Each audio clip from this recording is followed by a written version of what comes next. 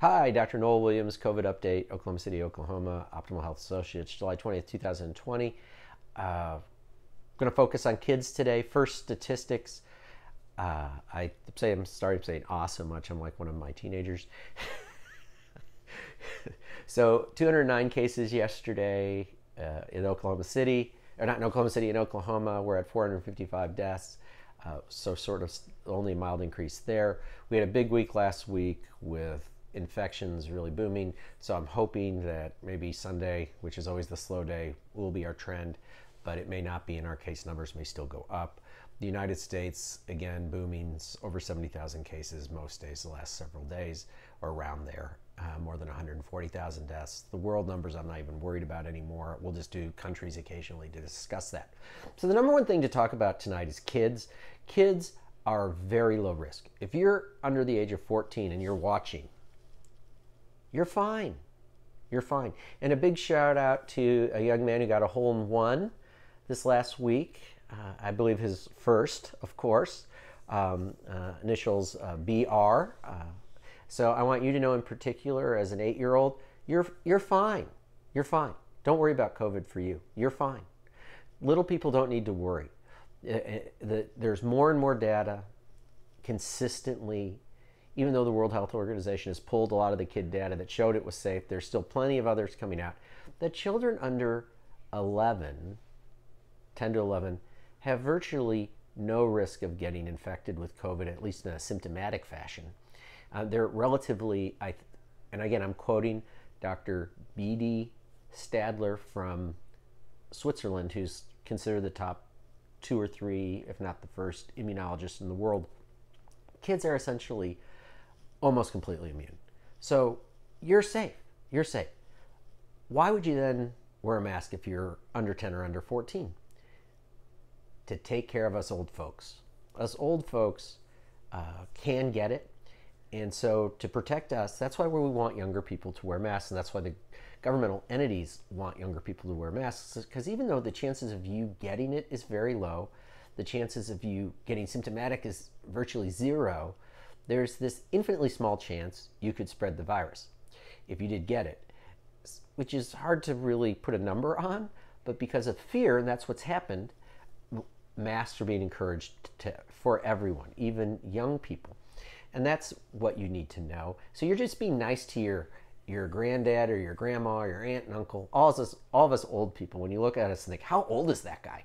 Well, if you're thinking that, you're wearing the mask to protect people like me.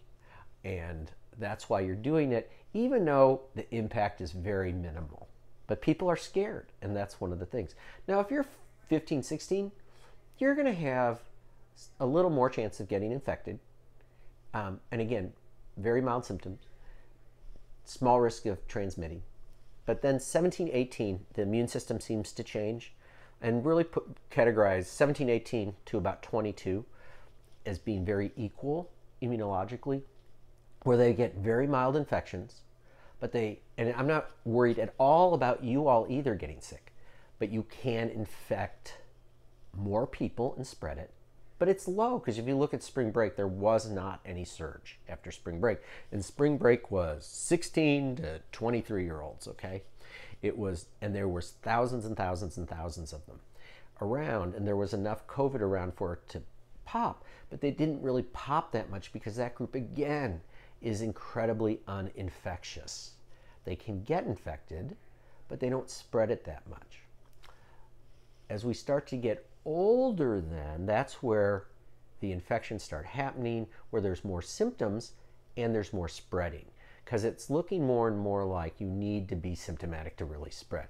There is a theory that the asymptomatic carriers, meaning you've gotten the virus, your immune system is fighting it off right away, so you don't even know you had it. Because the reason you're asymptomatic is the virus didn't kill enough cells to cause your T cells, which is your second line of immunity, to get activated and make you get sick. Because you get sick because your T cells are attacking the virus, so you then have cells that die, you get inflamed, you get a scratchy throat, you start coughing, you feel icky. So if you're asymptomatic, you didn't get enough virus to really do much of anything, so you're probably, it turns out, not particularly infectious, and even the World Health Organization is still trending that data. And again, immunologists are finally coming to the forefront on this instead of just epidemiologists and virologists. And immunologists need to really step up, and they are, and that's helpful. But when you get symptomatic, you can spread it, and so mild symptoms still mean you're symptomatic, so you can spread it, and it really starts hitting the 20s. And so that's what caused the pulse, all the 20-somethings to 40s who were finally, I can go to bars, I can get together with my friends, I can do all that, and that really caused much of the big pulse of cases. Now, keeping in mind, the symptomaticness of those cases, for the most part, hasn't been as intense at all. But it's something we just need to think about and acknowledge that the volume has gone so far up that even though it's just a reasonably small percent of people who get sick, it's just when we were having days of 5,000 to 10,000 infections, when you go to 70,000, that's just a huge number. So even though if the number is relatively, you went from 30% symptomatic or 40% symptomatic, and you go down to this group to 20, well, there's 7 times as many or 15 times as many people, so you're going to have more cases of people getting sick and going to hospitals, which is what's happening. So then if we think moving forward about the future, I think unfortunately these rise in cases is going to impact things in a way we don't want. I wish there was a way I could help that, but I'm just going to give you some ideas of what I'm thinking right now. I believe that it's going to be very, very challenging for schools, for high schools and colleges to be open. And it's not because the students are that infectious or going to get that sick ever. It's, I think, the fear of the teachers, in which we have to respect. I think people have been programmed that if you get COVID, you're doomed potentially, and they're neglecting the entire thing, which is not their fault. Again, that the number one thing is nutrition. And as Dr. Stadler talks about, what COVID is unmasking is the sociologic issues in countries of poor nutrition. If you have a normal immune system, meaning it's nutritionally repleted, you're going to fight off the virus virtually every time. So, but it's an interesting concept. But so that's the problem. So I think it's highly likely schools at the college level and high school level are going to be virtual. It's hard to imagine that there'll be any football on a college level. It's very, very difficult to imagine there'll be normalization in the fall. I don't know about middle schools. I don't know about elementary schools, if they'll stay live or if we're going to have to go to virtual. I think it's reasonable to do both, but I also understand the other side of the coin, that people are so scared they can't understand some of the science. So again, things we just have to live with and adjust to, because this is just snowballed from the lack of a cohesive plan. But again, it's hard to have a cohesive plan to this pandemic because it's so catastrophically goofy with the bad science and the reactivity, and then the people not knowing what to do, and then the politicalization of different avenues to try to defend ourselves against the virus. And that brings up then Sweden and Norway again, because I had someone comment on my post from last week that, well, Sweden didn't do a shutdown, and they did well. They obviously read something from February because in February, the World Health Organization complimented Sweden on staying open. That was, they never retracted that, which was a mistake. So in February, there was about 8,000 cases in Norway, 8,000 cases in Sweden, about 200 deaths. Sweden has twice the number of people of Norway, 8 million versus 4 million. Where are we now? Norway did a firm shutdown for 3 months and a very gradual reopening. Where are we now? Norway has 9,000 cases, so they've gone up 1,000 in 5 months or 5.5 months. They've had no pulse. They have 255 deaths and they haven't had, I don't think, a death in months. Sweden, on the other hand, has 78,000 cases and approaching 6,000 deaths. So let's half those numbers because Sweden has twice the number of people, so we can compare more apples to apples. Because remember, Sweden and Norway are right next to each other. They're the exact same genetics in the population, environment, nutrition. So let's look at that. So 9,000 cases versus 30, so 3 times the number of cases, 255 deaths versus almost 3,000. So a 1,200 or 1,400% increase. That's the difference with shutting down and wearing masks and keeping social distance. It is what it is. So I just think that's an important point. So never, ever say Sweden's a win. Sweden's a total loss, actually. So they have relatively one of the highest death rates in the world of their patient base, or in terms of number of deaths per number of patients. I think it's 8% or roughly. So that's a pretty impressive death rate. Our death rates come down to 3%, I think. So that's the stuff on Sweden and Norway. So let's talk about immune function for a second. I'm going to post something by Dr. B.D. Stadler, who is an immunologist out of Switzerland. He talks a lot about how we've totally misunderstood the virus. There is probably long-term immunity. I want you to read the article. It's interesting. It may not be perfect, but it's pretty darn accurate. He wrote it on, it was published on June 10th. They opened their country on the 24th of June. They've had a tiny rise in their cases, nothing significant, really. They've had their schools open up until recently. There was no bump with their schools being open. They never closed their daycares because, as he says, we have to call it like it is. This is a disease or a serious event for people who are over 65, potentially. It is not for people under 65 unless you're nutritionally depleted. If you're nutritionally depleted, your immune system overreacts or can't react normally. And it gets back to the same concept universally.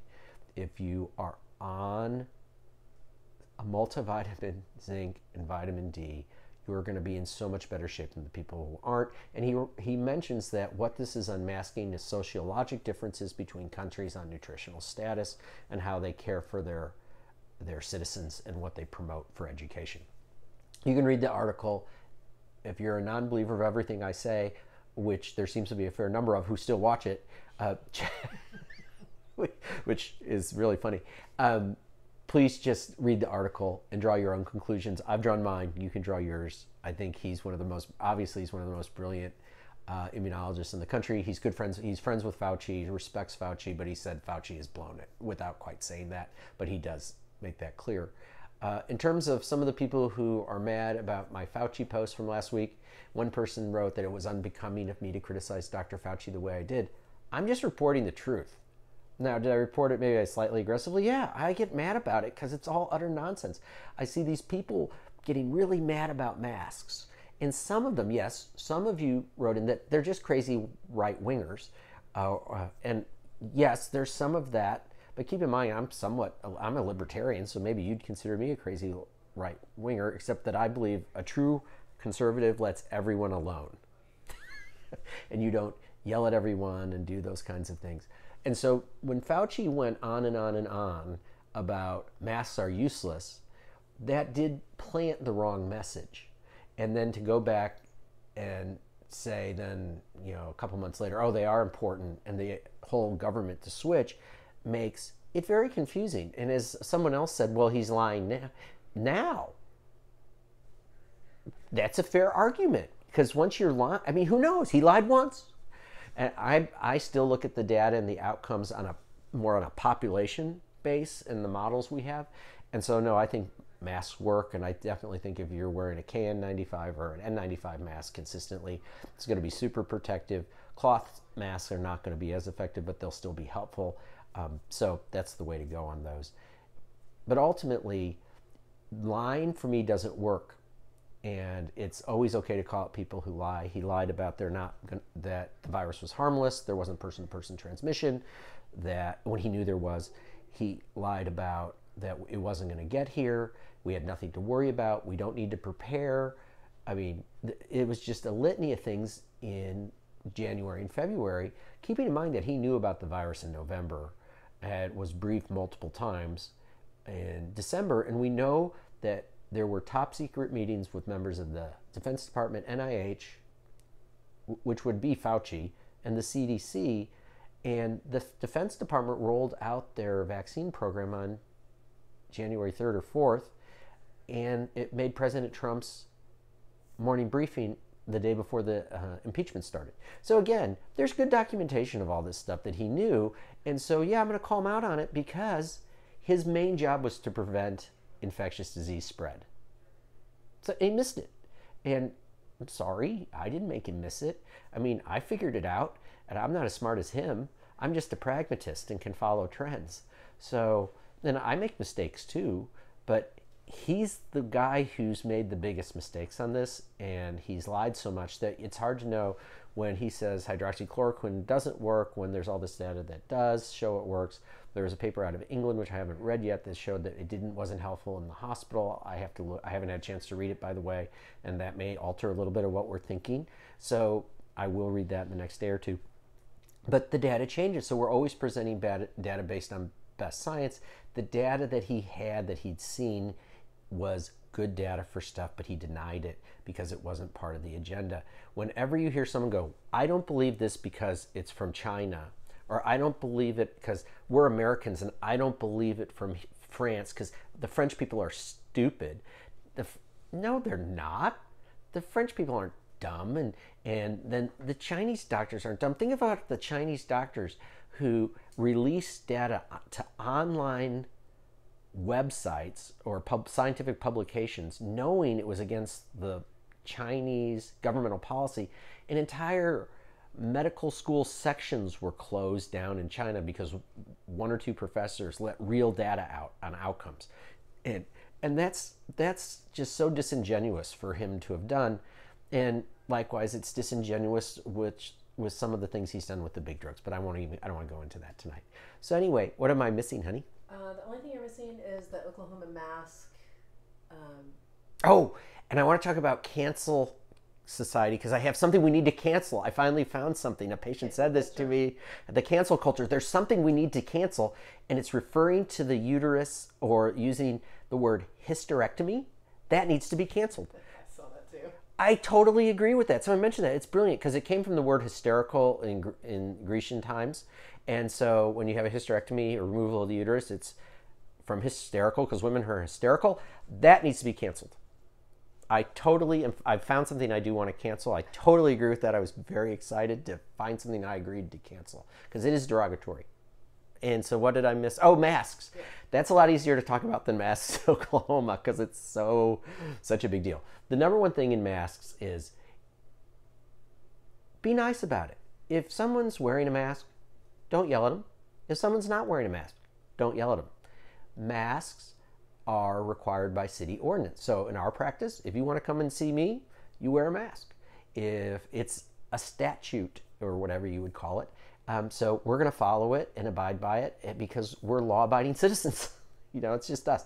And so that's not a battle I think we're going to argue with, but I think masks are sensible. The worst case scenario with a mask is that it doesn't work as well as we think, but we think they do work. Now, if you're in an environment, and I will say if you're cooking, you're in an enclosed space, I don't think wearing a mask while you're cooking makes sense, or in an enclosed space. I'm not a big fan of wearing a formal mask when you're working out. A buff would probably be sufficient because you need to be able to breathe. And that's one thing. If you need to be a little bit pragmatic about that, and I think everyone's understanding of that. There's a lot of exemptions on the ordinance. So I think the purpose is to try to get people to be careful and conservative and helpful to their fellow citizens. And while you may disagree on this one, there may be other ones that they disagree with you, but they follow it because it's a state law or whatever. So just be peaceful about it, be nice, be friendly. Don't make a big issue out of it. Don't go to the grocery store not wearing a mask, looking to get into a fight with someone, because I know there are people doing that already. And if you are, you're psycho, and I feel bad for you. Don't cause trouble. We don't need trouble. We don't need people being... It's hard enough. COVID's a son of a gun. Let's not be mean to each other. Was there anything else? You hit all your points. I hit all my points. That's good. Take care. And again, congratulations to the young man who got the hole-in-one. And all you kids out there that are watching, you're fine. You're going to be fine. You're fine. Don't worry. Don't worry. Your parents are going to be fine. Everyone just wash your hands, take your vitamins, wear the mask. Good night.